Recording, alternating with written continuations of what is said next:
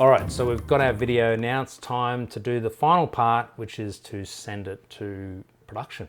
Now, one of the things you should just do before you do that, you don't necessarily need to go into the Fairlight page, but just check your audio levels, right? So when you're running through, we've got music on one level and I've got the other stuff. Just make sure it's not out of control. So you're watching those two audio channels and just making sure that nothing blasts out. You know, the last thing you want is when someone's listening and suddenly the music goes really loud, or the music's so loud that you can't hear the voice underneath it. Sometimes I actually do that on purpose, and so I'll have the music loud enough that you can't quite hear the voice properly. And that's usually for an intro or something like that, where you're not meant to actually hear it. And it might actually create some curiosity to find out what it was we're actually saying, so you've got to watch more. Again, creative choices there. Now, so that's one thing you should do just to make sure everything looks good. Otherwise, we go to delivery, and we've got our main thing here. Now, remembering I haven't quite finished this whole entire video, but so it's sort of pieced together pretty roughly. We'd end up, we know that from our document, we're going to end up with 6 scenes in here. So just ignore the fact there's only 2. So where we're going to save it, now coming back to our file and folder structure that I was talking about before, what I do is I actually save it into the main directory here, and I'll give it a name, and generally it's probably the same name, 0319 dirt dash version 1, right? Because I'm probably going to tweak it. That way, just again, looking at that folder structure, if I'm placing it into that folder there, when I finish editing this and I know that I'm finished with it and it's ready to archive, is I can just delete the media folder and the music folder because I no longer need those, and it has the main video sitting in the main folder, right? Because if I'm synchronizing this to my external hard drive, then I want to be able to continue to synchronize it afterwards, and I'm deleting the things that are already synced. So then with YouTube, you can use this, the plugin that's available, and you can pick to 4K, and then it will upload it. You can go upload directly into YouTube.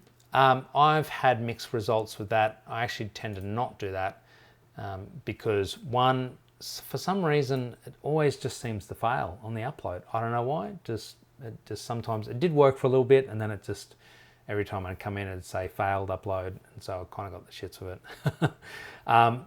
But the other part is in YouTube, you can set your defaults for uploads.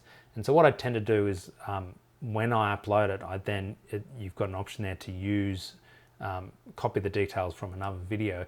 And so then I can pre-populate all the tags and all that sort of stuff from that, which you can't do here. So it's kind of a disadvantage. I've got it set to 4K. If you upload to YouTube at 2.7K or above, it uses a different render engine. It takes a lot longer, but you end up with a much higher quality video.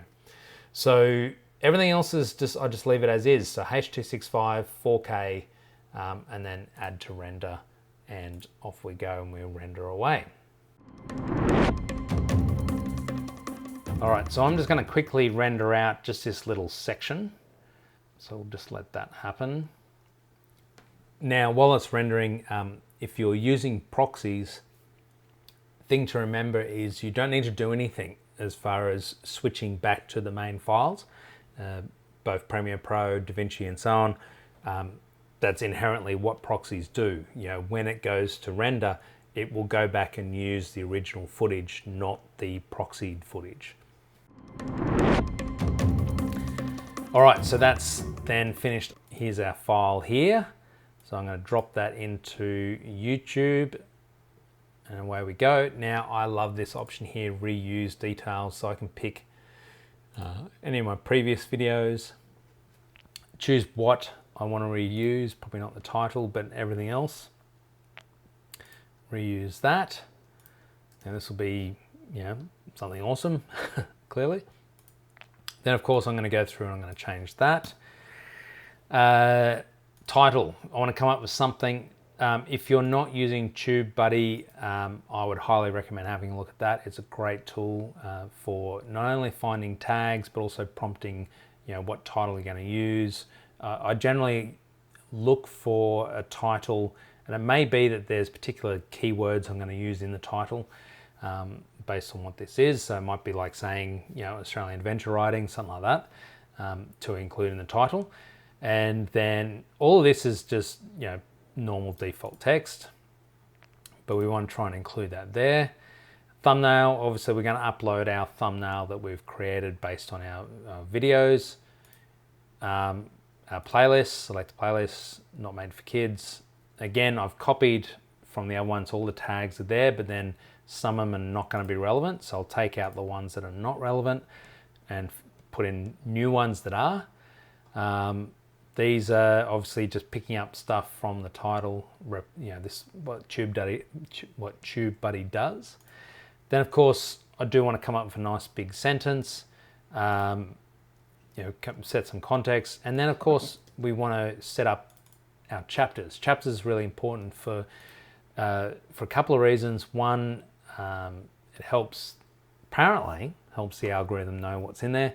But it's more for your audience, right? So if your audience gets bored with a particular bit, they can look through the chapters and go, let's skip to that part. Yeah. So the Cornerman system obviously had that. Yeah, that's a good way for people to find the information that they want. So all it is you simply go through, because we've set it up in scenes, all we're going to do is just go, well, our scene starts in those places. So we know, based on our original document, roughly where the scenes are going to be. And then of course when we've got them all set up in here, we can see them. So we just go, okay, 9:28, that was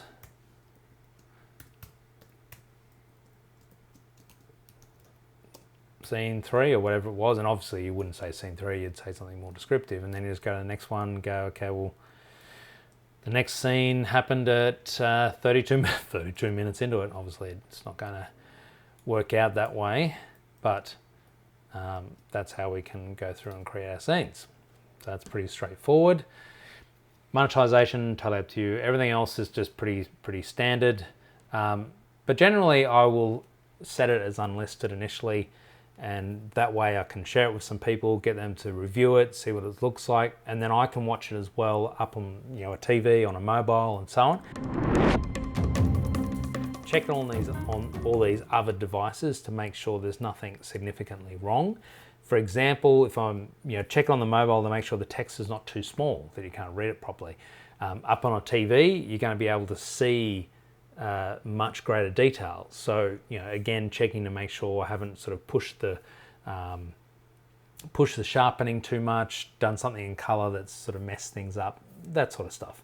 And generally also when you're watching on TV, you can get a bit more of a feel for how it's running. And often I've found that that's a great way to check pace. When you're watching it on your computer in your edit suite, it's a very different feel. And for some reason you put it up on a screen, particularly if someone's watching it with you, if you ever feel that need to fast forward to another scene, then that's telling you that scene probably shouldn't be there, or that scene's going for too long or something like that. So it's a great way just to kind of check. I do like to watch the video somewhere other than in my edit suite, just to kind of get the feel for it, see whether it's on track or not. And then just write on a notepad, the time and anything you want to change, and then come back into your edit suite, make all those tweaks, and then just go through the upload process again, and then you've got something that's really good. Again, it's a question of how much time you want to spend doing that, how much effort and time you want to put into these things. Personally, I like to refine. I like to make sure it's a nice refined product, so I'm prepared to do that. But one of my key things that I talk to teams about when I'm doing business coaching is don't let perfect get in the way of done.